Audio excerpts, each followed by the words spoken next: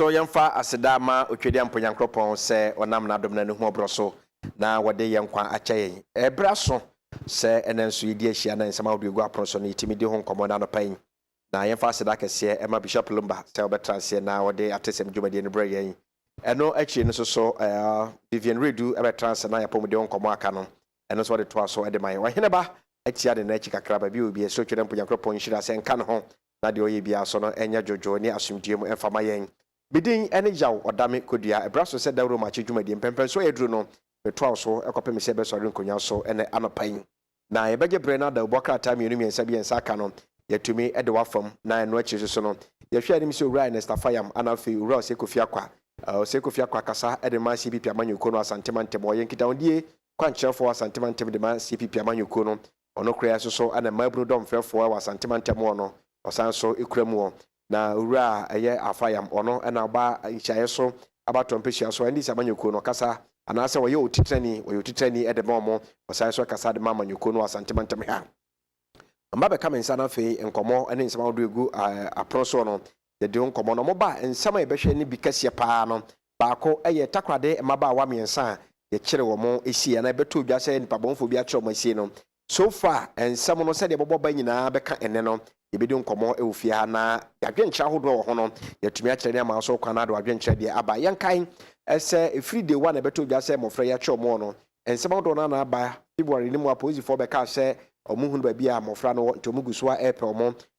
opanimpa oda sia de adwumeko na no maame tiwa enso ba beka se omo ba bia mofra no they are in they were in safe hands na face so no omo bomoden se omo ne the stakeholders no be komuta pomo no mo de nkwara na aba eno achi no so national security minister of state in charge of national security Urabra na champon enso be kan bi se mofra no omo daily guide so kra no e de asem bi e ba abonte be ka se mofra no muntie sa daily guide de nie pa o e be ka se omo hu mofra no omo de omo abagana no mo 37 military hospital a omo ja yarehwe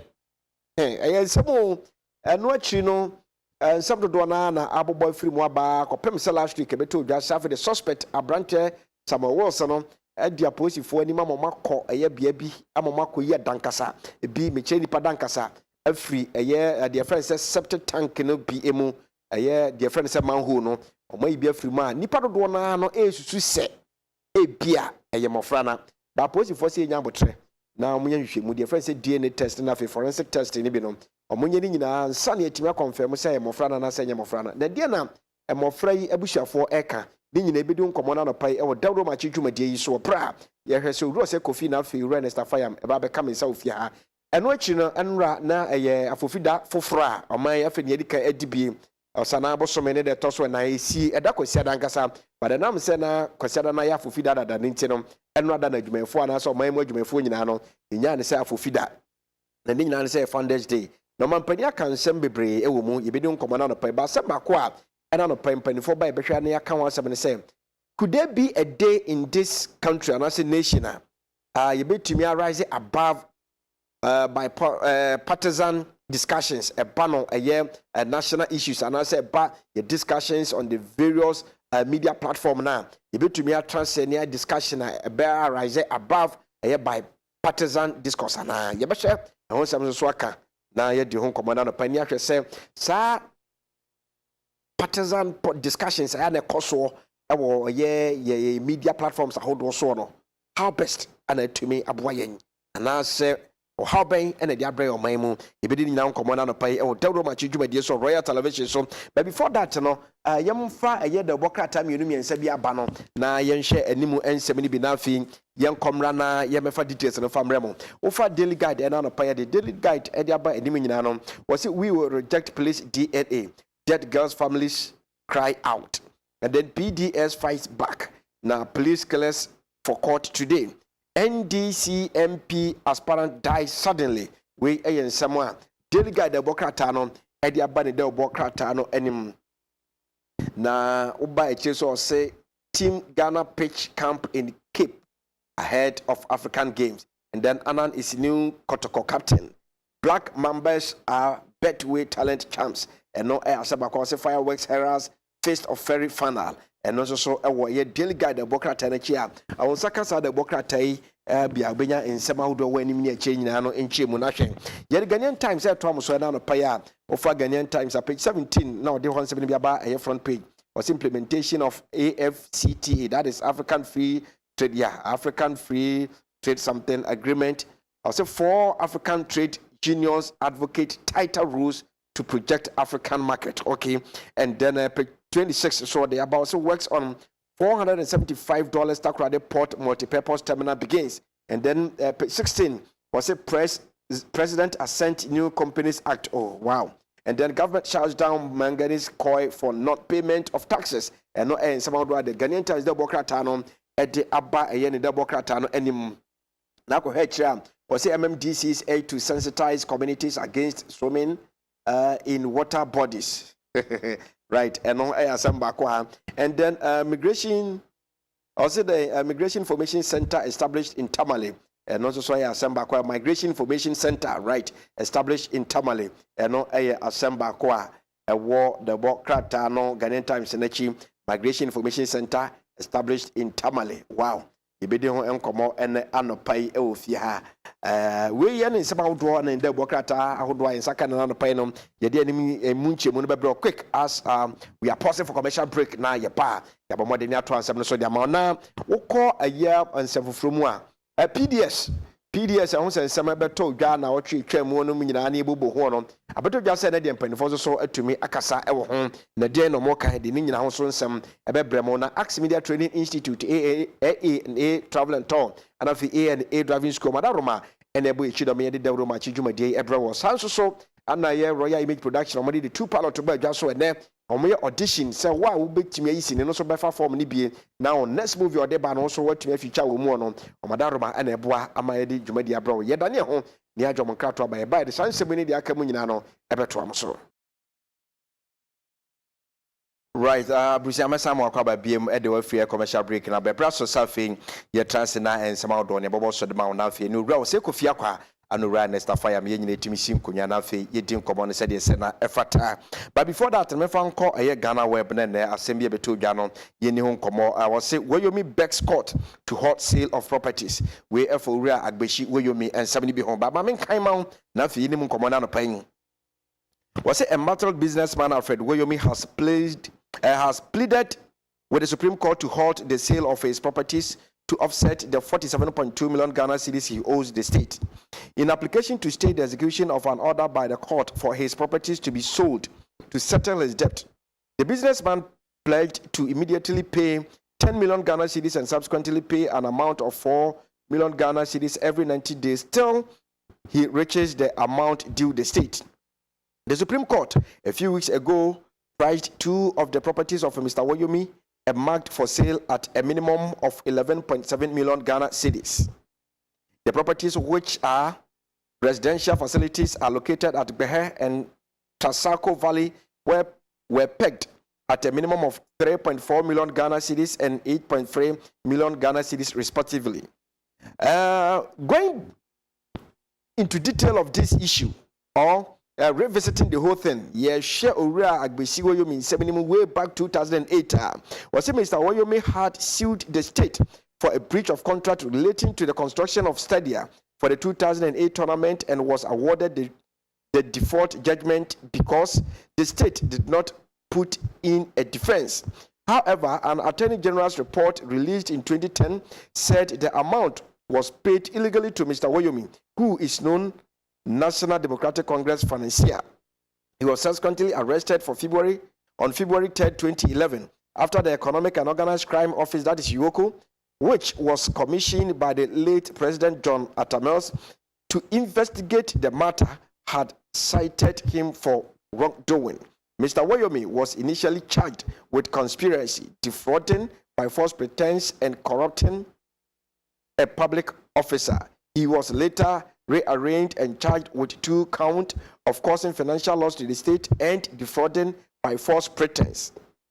Right. Abusasi afan 7 nyina about the tofa. If free a ya afim pinu ene nwotwe ni mu. Anase wa afim pinu ne nwotwe ni mu 2008. Ana beto dwa so man Ghana bi brem bobo akansia ne tai bono ye jesie na so nti na hu behia sɛ ɛyɛ yago prama ahodoɔ mekyerɛ yɛn stadium ahodoɔ ɛwɔ no yɛbɛtumi ahwɛ na yɛsiesie so na no na ɛbɛtɔ odwa sɛ yɛpɛ contractor bi yɛde ama no contract no na owura agbahyi wɔ yomi na mpanimfoɔ kyerɛ sɛ ɛbɛtɔ odwa sɛ wɔde maa no na ɛbɛtɔ odwa sɛ owura wɔ yomi contractor na ɔne ɔman no wɔ ɛfa ɛyɛ saa stadium no nsiesie ho no contract no aban no twam mu na owura wɔ yomi ekyerɛ mu sɛ na kyɛ sɛ aban no atiatia mmara no so anaasɛ wɔapirikyi ɛyɛ contract no ɛno nti ɔbɔ mmɔden a na wɔde ne kɔ court na ɛbɛtɔ odwa sɛ sikatwitwiri de bi tua etumi kɔ so ɛde ma owura agbahyi wɔ yomi a na ɛyɛ 51.2 million Ghana cedis na ɛnum ana court akɔneabadie kɔba nyinaa na duru baabi no ɔpanin no kɔdu no bɔ no anaasɛ ɔgye tum nti ɔhyɛ ase so otua bi deɛ na nso so no akyire no nakɔ akɔyɛ kɔkɔasa kɔsikɔ no gyina kwantia ɛma aban yɛ so abɔmmɔde atumi atu ho anamɔn a ɛma ndc abanada na Ghana mampani manyamfoɔ John Dramani Mahamadi anim wɔn nyinaa tu ho anamɔn kɔɔto akɔne abati na ɛbɛtɔ odwa sɛ naano da yɛra kɔɔto twa to a wɔn kɔɔyɛ no kɔɔto no hyɛ sɛ ɔpanin na agyapadeɛ ahodoɔ mmienu no mpanimfoɔ mmɔmmɔden sɛ wɔbɛtumi atɔn wɔn na wɔkyerɛm sɛ agyapadeɛ no baako ɛno Trasako Valley hɔ no na ne bɔn bɛsom Ghana skafufure no pepe nwɔtwe akyiri pɔ mmiɛnsa 8.3 million Ghana cedis ana baako so ɛno so wɔkpɛhɛ ɛno so no boɔ bɛsom 3.4 million Ghana cedis Ghana skafufure no ɔpepe mmiɛnsa akyiri pɔ ɛnan nti na yɛka ɛbɔ mu a na kyɛ sɛ ɔpanin no bɛtua ɛbɛyɛ ɔpepe du baako akyiri pɔ nson wɔbrɛ bɛtɔn saa na gyapadeɛ mmienu no na no na anɔpa asɛm a wabɛtɔ dwa ne sɛ owura Alfred Agbahyi wɔ yomi no watumi ɛde akɔ akɔdan court sɛ ɔsrɛ sɛ nka bɛyɛ anka court ɛntwe na gyapadeɛ mmienu na ɔtɔn no ɛnsensɛn ɛma ne ntɔn ɔntɔ ne bo ansa na obetua 10 million Ghana cedis ɛdemanim hɛyɛ ɛde ama ɔman no na afei no ɛyɛ ɛnam akomako aduɔkono bia no 90 days bia no watua Ghana skafufure no pepe ɛnan 4 million Ghana cedis kakrakra kɔpem sɛ sika dodoɔ a wɔde ɔman Ghana nen ɛgyina bɛyɛ 47.2 million Ghana cedis no anka watumi atua ɛde ahwie ɛno ɛyɛ asɛm baako a owura Alfred Agbahyi wɔ yomi ɔde ato dwa ɛnɛ nso so abɛtɔ Ghana wɛba magyere makenkan bi ɛde ama wɔ ɛnsɛm dodoɔ naa no ana ɛwɔ ahada yɛnkan baako sɛ bi a yɛbɛtumi ayɛ fast akan mu kakra nsa no fɛ abadabɔ nkrataa ahodoɔ no so a naba bɛtɔ dwa ne nyinaa no ɛfa yɛ kidnappers ɛho nsɛm a ɛkɔ soɔ ana fɛ yɛ takrade mabaawa mmiɛnsa yɛakyerɛ no wɔsɛ kidnappers promised not to kill my daughter father of missing takrade girls mmabaawa mmiɛnsa ɔmayera no emu baako papa ɛna ɛka saa asɛm no sɛ wɔn mo kyerɛ mmɔfra no sieɛ no ɛna ne kasae na ɔmo bɔ na ɔba no so ɔmo hyɛ no bɔ sɛ nyɛ adeɛ sɛ ne ba no ɔmmɛkɔ no da biara da yɛnka mu kakra ɔse the father of one of the 3 kidnapped Takoradi girls who is still hopeful that his daughter will be found has said the kidnappers promised not to kill the girls. Mr. Kranchi told Joy News Kojo Yankson in an interview monitored by mynewsgh.com that the kidnappers told them from the beginning that they only needed the money and will not kill the victims. I quote here, the kidnappers told us from the beginning that they have kidnapped our children just to get money from us and not to kill them. Mr. Brana Champon, Minister of State in charge of National Security, said the CID boss, COP Mamitiwa Adodankwa, have all confirmed to us that the girls are alive and are in safe hands. They said they are doing all they can to go and rescue them. The distressed and teary father revealed. For them to turn around and tell us that they have found some bones in a certain manhole, we don't believe it. I don't believe whatever is going on, so I cannot avail myself to the D.N.A. test that will be done, Mr. Kranche added, unquote. Mr. Kranche is the father of Priscilla Mantibia Kranche, 15, who was the last of the 3 girls kidnapped last year. Ruta of Kwesi, 18, and Priscilla Blessing Bentum, 21, also disappeared months apart. Abushani nyina ene se eyetakrade mabawa mi ense beto dwa so a kire omasie no ana emu ebaako epapa akasa na opani na wone eye Joy News for ebon komo no ene owura ye friend se owura Kranche na papa yi wone Joy News amane boni ana se reporter friend se Kojo Yankson ene bon komo no ana opani ede tu dwa na o chemu ese wɔn woni gide da biara da hyɛ ne ba no awu efisɛ yɛ wɔn mo kyerɛ ɔmo mma no esie yɛ no deɛ ɔmo ne ɔmo bɔ nkɔmɔ ɛwɔ tetefo so ɔmo kan nyinaa ne sɛ esika ana ɔmo mu hia na emu wɔn no nyɛ sɛ ɔmo beku mmɔfra no na wɔse ɛno akyi no ɛna owura Brian Champon a ɔno yɛ Minister of State in charge of national security ana afei ɛyɛ CID boss COP Maame Tiwa Adodankwa ɔmo nyinaa ba abɔnten bɛka si so dua agye to mu sɛ mmɔfra no deɛ nyɛ adeɛ sɛ ɔmo awuo na emu ɔno ɔmo wɔ safe hands ɔmo wɔ nsae mu adwo mu paa na sɛ bibia ɛnka ɔmo ɛte ase kama ɛni nti no ɔmo bɔ ɔmɔden ayɛ deɛ ɔmo betumi ayɛ biara sɛ ɔmo betumi agye nkwadaa no ɛde aba na bra papa ne kasa asɛm yi no na ne suo atata ne yie paa na awerɛho ana na wɔde ɛka nti wɔsi ne sɛ san so kɔdane ɛho dua buroni anaasɛ polisi adwuma eko no anaasɛ ɔman no kɔdane ne ho ɛsan ba bɛka asɛ foforɔ bi ade kyerɛ ɔmo sɛ ɔmo nkwadaa no da nkasa paa deɛ a ɛwɔ yɛ sɛbio agyanan amena bi mu a ɛnyɛ adeɛ sɛ ɔmo ɛbɛgye ato mu na agye ato mu ɛkyerɛ na ɔmo de ɔmo ni gyidie da biara da wɔde ɛkɔ so ne nyinaa ho ɛno nti saa D.N.A test aba bɛtɔ dwa so ɔmo bɛyɛ no ɛnyɛ adeɛ sɛ ɔmo bɛma ho kwan na anaasɛ ɔmo bɛma ɔmo ho kwan sɛ yɛnie mo mɛfa sample bi a mo pɛ na mo nkɔyɛ saa nhwehwɛmu no owura krankye na wɔno yɛ agya ɛde ma Priscilla Mantebea krankye wɔde mfie dunum wɔka wɔn mo a wɔkyerɛ ɔmo ho esie ɔkyerɛ ɔmo esie no last year no ɔno ne deɛ ɛna na etwa toɔ kora ɛwɔ emu na ɛno ɛyɛ nsɛm foforɔ a ɛne nso aba bɛtɔ edwa ɛwɔ yɛ Ghanaian ɛyɛ Ghana web da ɛbɔ anaasɛ abɛfo ntentafide baako a yɛfa so ɛbɔ dawuro no ɛho na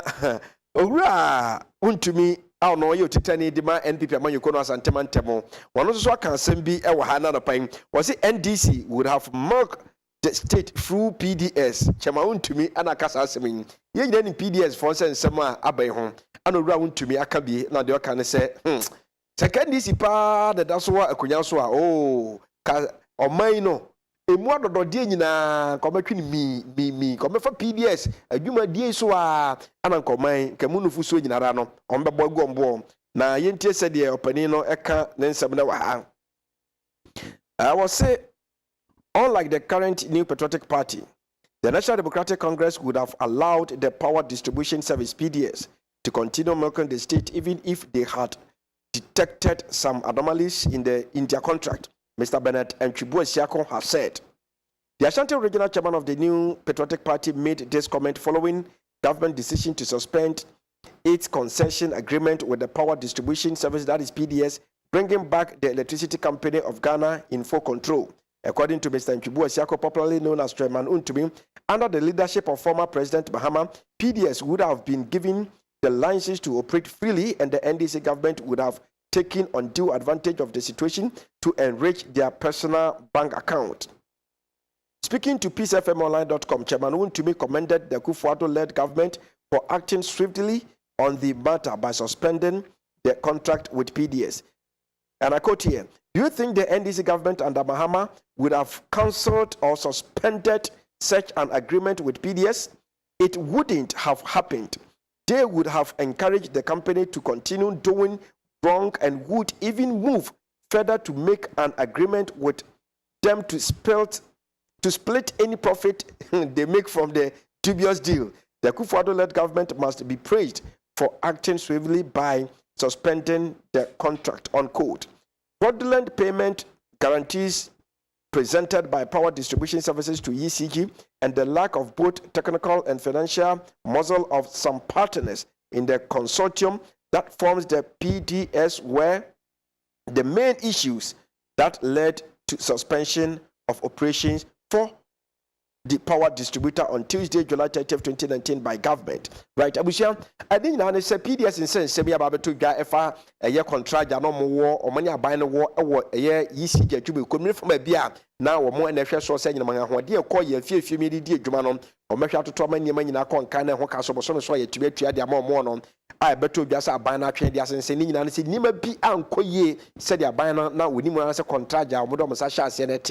I don't know, Ratchaman to be on a year to tell my NPP about you, Kuno or Santaman Tebihanon. One also saw about day any Peace FM, about Comafa home, now Peace FM 4 to turn and no fast as no casa share. Now, more among the Moncano cream. Mujiris Sanka, NDC, Abandana, Canagana Mampan, when you for John Taman Mahama, Edan, one the goose war, and Uncomu side dream dear way, I was PDS contract in Mua. enti kometwe dwumadi na sensan na sen kometwa mu ana wose nya de ankombe de biara da na momo no komene sa PDS adwuma eko betuma to kese pa ama sa dwunim die na tumi akoso se de be ya mfa so twitwiri de be fi meba no ankomo be che na nka ni sa manyo ko mu no fo no atumi de asese mo bank account mo nya sika twitwiri di e de agumu nti se ne NPP amanyo ko a Ghana man pani na nado dan kwaku fo do wono eda no na tumi hunu sa niema ankoye e wo sa contract gine mu na watwe PDS dwumadi na sensen anaso watwam no de ahye ECG nsa so mo na nhwe e ma sa dwumadi ni nyina ntumi nkoso meche power distribution no ntumi nkoso a na e wo se o mampani ne MPP amanyoko no yetime boye nse mo pra se omo atumi ayade pa eno ayasemba ko a ene nso eye Ghana web so e de aba eye edwaso ensema dododo na no ana ewo edwaso a ye be kan de ma na the right time no yene mpanifo so asi nkonya na afi omo nso so adwenche bia wo ho efa nsema hodo ho no yetumi ene omo nso so ache ewo efia right yeko ensem fufuro mu no mafododo na akasa ewa ha na before that no yemamoden na yemfa the bokrata nsem ni bi ento so emfa mamo ye ba na afi Ghana web nsema hodo nso so no ya ba be kan ede amamo ensem ho right yemfa we ento so ewa hai ofa daily guide the bokrata na akọ eye page freya wo mu say yakan bi ewo ye Ghana web de e de ama but before that no yankan bibi kakra ewa ha was Ghana won't be hearing good news from October to December prophet Cosmos reveals yani kan no na fe yemefa daily guide the bokrata de no ento mo emfa emamo was a popular Ghanaian prophet, popularly known as Prophet Cosmos Walker Afran, has revealed another prophecy, and this time it is about death. Right. But before that, I mean, for income, I don't know me go through Instagram. Actually, maybe. And about why a friend of Vicky Zuka. Me who say what the video be about to her. Now, I was on a diet son dear, or more minimum no, and him said and diet so dear. I also ya nehu na da bia o kaso aso bia so na ebam na so hu ne da yesum no o se Ghana bomb toto ko siamanfo dwane gidigidi we fa ma Ghana ye mompaye enti no ka se we osofo we malam we komfo whatever spiritual leader that you are bomoden se bra be kom pai bo ana kokom se obom pai bia no we bo bi dia ma man Ghana so man Ghana de ono vikezuka hu ye no nenya dia na etwaye na yentie de sofo Cosmos so aka de aka ho was say according to the prophet the recent kidnap cases just served as an entrance to the major problem which he said it includes cases of kidnappings death accident and others which sound unpleasant. He further went on to say that it won't be happening for happening's sake. It has been planned by politicians for their selfish reasons, that is towards the coming general elections.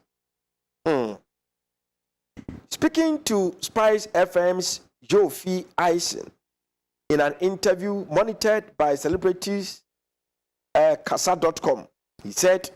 a powerful political group is behind the kidnappings in the country because it wants to win the coming general election.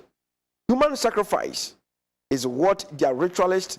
is demanding for in order to make their dream come true. Ghana won't hear good news from October going till mid next year. These kidnappings are small. The ones coming are dangerous, he added. Into the prophet Cosmos, Ekanyina no Cosmos Walker. Was say sa nchiri say ya yehu kidnappings e kosu de we koko bi keke. Na de be sisi o man mu no. Sa kidnappings nchiri sie no eka ho bi. Awuwuwo ebekoso ka kwanhia ahodo ani niema ani enyan ena bekoso o man mu. Na de ntia ni nyina beba no ya amanyofo ya ni amanyosem ya. Was say amanyoko kasie bi e wo man mu a Wamu peso mo fa kwani asa nyina so na mo timi di oman so na eye omo ritualist meche hunhum ni omo do mo akobo na we nyankoma de amomo timi adi nkunima na ase be fa oman adi so no wono no kire se e so mo di nipa eba enti eno de sa nkirinsie mo da hweguo ene kunkum ni ka kwanhia hodo beba so oman mu na yese bi esi sa keke o esi ema obi potae opese obefa o man di so no ebetumi aba mu abusua momye nso ro wakai na yemfa mpa ebongum na mi se otwede mponyankopon a otumi ade nyina ye no mama nkurumdi atima ye o man Ghana dia yenko aye daily guide na fe aye story o page 3 a wode ne headline eba ne front page was it we will reject police DNA dead girls families cry out na yekokan o page 3 dia mamo was the families of the 3 missing Takoradi girls have given conditions under which they will cooperate with experts undertaking the DNA test to ascertain the identities of the human remains found in a suburb of the Western Regional Capital. Linda Kwesin, elder sister of Ruth Love Kwesin, one of the missing girls, said the families would only cooperate when an independent doctor appointed by them is present when the tests are being undertaken by the expert. A DNA is being carried out to establish whether or not the human remains recovered from a location near an uncompleted house at Kanzarado near Takoradi, where one of the suspected kidnappers lived, are those of the missing girls. The DNA tests have been necessitated by this discovery of human remains after the key suspect of the kidnap of the 3 girls led the police officers to a septic tank at Kansarado. Right. Abushani nyina ne se yes ansem ya ekoso edfa eye mabawa me se beto dwase ya chromasie no de mpomponso ra kwakodu nyina ne se nipa dankasa bi omukoyi free eye gyanan amana bi me friend se septic tank ne ebiemu no aba beto dwase o se aposifo etumi ekoye mogya mu hwehwemu de friend se DNA test ne bi ehu se no kretrodo sampa mabawa me nsa no o madankasa anomukoyi ye no ana se empo no ebia enye wo modea nanu na ba beto dwase eye bushafo ma de hye no ana wa kire mo asie no de mo ka nyane se so mo be preso amasa DNA test no atimi akoso de a ene na omo doctor a omo so be pound no obegira hobi na ma esa mogya mu hwehwemu no ansa no matumi age ade atom na de ka sa asem nyane ya baba friend se Linda Kwesin wono eye Ruth Love Kwesin a woka ni pa me ensa ya kire mo asie no nua ba pani ana o se sa busua no be pre ama sa DNA test no atumi akoso ana so mo be mo ho kwan se me form emoja kakra ana me form bibi kakra na efa nkototo sa dankasa no mahunu mu se yo mu nua na mo de hye de a age so mo doctor mo so be pound no eno so atumi agira ho bi ansa na o matumi amakwan ana so ma princess DNA test no entumi enkoso mpanifo transia e be di sansem we ho enkomo. Another issue was PDS fight back eno ayasem ko a Daily Guide at the front page oko a page free and a benya details on our was it the embattled power supply company Power Distribution Services PDS Ghana Limited has dismissed any foul play in its contract to distribute power in some part of the country. PDS, a local and foreign consortium, in March 2019 took over power distribution functions of the Electricity Company of Ghana under a concession deal that would allow it to operate ECG's facility for power distribution for the next 20 years. However, 4 months into the agreement, Ghana government last week suddenly applied brake on the concession agreement, suspending the entire transaction for what it called detection of fundamental and material breaches of PDS obligation in the provision of payment securities for the transaction, which has been discovered upon further due diligence. Right. Was it PDS board chairman Philip Ayensu told Daily Guide on Sunday that the outcome of the investigations commissioned by the government would clear them of any wrongdoing. Mr. Ayensu was unfazed about the hula baloo that has greeted the transaction, saying the PDS has been following the terms of the contract signed to operate ECG facilities. Memfaha Enshim was the PDS says it is cooperating with the relevant agencies over the Bruhaha, saying that the transaction was above board. The company, through gauntlet to any individual with adverse information to come out. Abusia ni nyina ne se efa PDS nsense bi ho no em se bae no aban na kan bia manyofo kan bia obi aka se de odim adwencha wodo na akoso empanifo ye interviews awodo adie ma nsem ne se de tie nyina ne anim na ne tofa bo nyina ne se eye nsemfo awodo a PDS adwuma ekoin ene aban ne gina so do mo sa hye contract ase se enfie be ya adwenu ana eda yanim no de ni nyina no panifo be hye se PDS adwuma ekoin ana de anyina mahoden ebe ko manfo afiefie na bosome so a yeso atumi atua ka na no ana aban ne kyerɛ sɛ saa nyina so ne nyina no PDS famu die no ankɔ sɛ de na panifo hyehyɛ no dwirim die kakra bi ewo mu eno nti obatwe mu dwumadie na sense ne no ana ontitrani board ntitrani edema PDS ne de atu bia kyerɛ mu sɛ saa nsɛm ya babeto dwa nyina no omo ni ho fo omo nya bɔne bia to on krade wɔde to amansa ne nyina anim sɛ wa danse de bia na sɛ wo nyina so bi sɛ omo PDS foi no omatumi adi ni pa bɔne fo sɛm bia na sɛ omadi dwirim bie no ɔse fa bra bɔnten na omo do mo gide na rehyemu ma papa sɛ ɛyɛ agina tuku ana sɛ nhwemu agina tuku aban na pawo sɛ omo nya nhwemu fa sansɛm nyina ho no ɛba beto bia sɛ omo PDS fo no omunye boni bia omu be fi kama eni nsema amanfo keka di go musu yebu nyina no ye de yentwanye hunu de bekoso omu de omu ni se omu fam de bia oso omu ye bia no omu ye de pepepepepe nti da ban ne ka ne de omu anya de omu fam so bia omu ya ego emu yemfa monko aye kratafa etoso ensia ne enkokan ba ko ho na fe jembrade ne mpanifo mebo nkomo na no pai wo dwumadie so was it police clearance for court today 5 suspects in connection with the murder of the policewoman in Tamale last week will make their first appearance in a court in the northern regional capital today. One of the suspects will appear with an injury he sustained during an operation to arrest him and his accomplices. He is said to have been shot at by one of the law enforcement officers in the evening of last Thursday when they were being rounded up. The operation has been regarded as successful after the suspects were arrested soon upon the deployment of a multi-unit police headquarters team comprising personnel from the Criminal Investigations, National Operations Department, and the Northern Regional Police Command. Earlier, a bounty of 10,000 Ghana cedis was announced for information that would lead to the arrest of the suspect. It is unknown, though, whether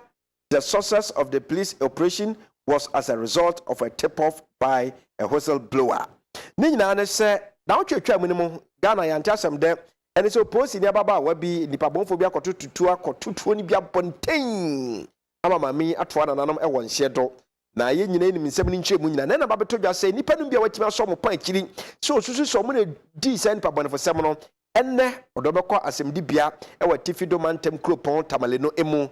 na wochem se weni de edi kan kra wode sai nipa nimu ekọ asemde bia anaso mko gina mra nanim nemu ba ko de keneke wode aprakro ene beba eya asemde bia ho ni nyina se bra na posifo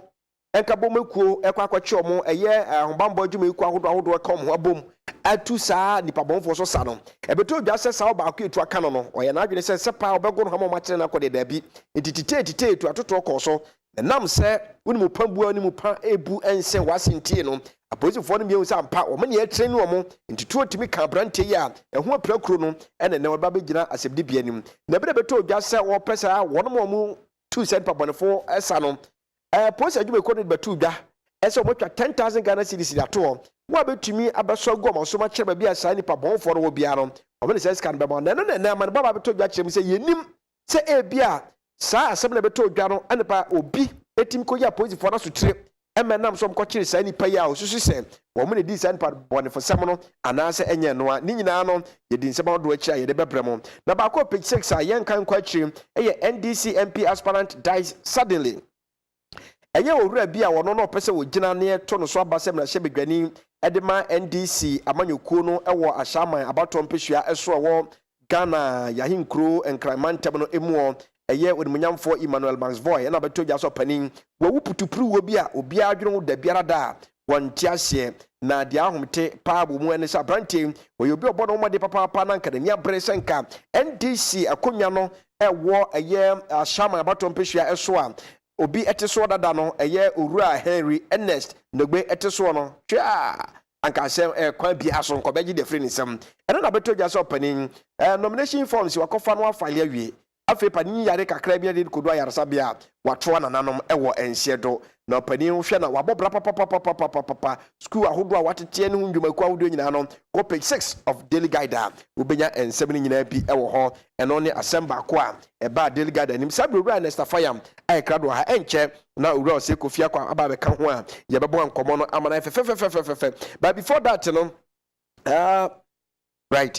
yankɔ gye nkrato tia wapɛ emra yɛba yɛde nsɛm ahodo a aka nyina no ɛbɛto am so but over page 3 of Ghanaian Times also 127 persons of suspected marijuana busted at Ghana-Togo border. Wonderful. And then 17 prisoners discharged from Koforidua prison under JFAP. 17 prisoners discharged from Koforidua prisons under Justice for All program. And no any Jumedia would general so and I say Adia would general so at the Emma Wamu bail. You be the commander on the pain was a Fisheries Commission observer Mason from Vessel. And also as a Vofra about Ghanaian Times that will anom and him and the Alopine. Now we call Ufa a year daily guide, no. Now we call Katafa a torso inum. Yes, Katafa a torso inuma. Was it 20 dead and 47 injured in multiple car crash explosion wey idea asi wo Egypt ahinkro Cairo nimu abrante bia wono twika bubu fa so ko pempem a shawodo ni be ko wiase no explosion bi atumi akoso manipa makomako aduenu ana ato ananam won sia do mafoforo nka ye aduanan so atumi aprepra eno ensem ahodo a eno so wa ye kwa akwaje abafo nkrato abati wa peye ba owura se kofi akwa ai krado ha sa so owura nesta fire won so ai krado no mu nyina bebo nkomo ye gi abafo nkrato aba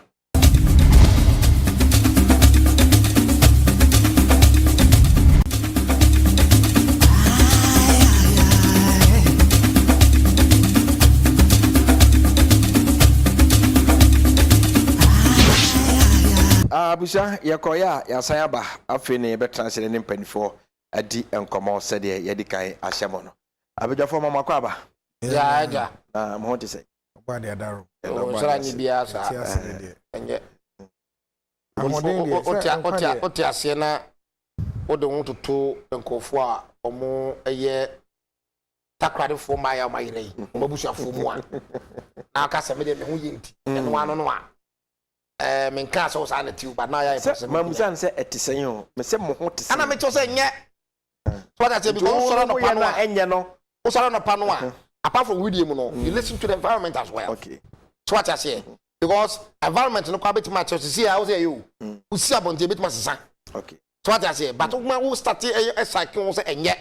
nothing go for e den tin enye na o cheche mu ni ade ade a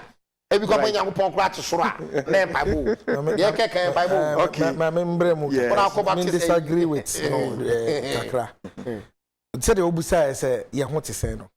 on say no krese say as we speak now ayet here there nyame due one for you what is wo dwe wudiem me ba they say anu no obusa ye that be what set sign it say doesn't mean say wo ho na man ka say o say mo ho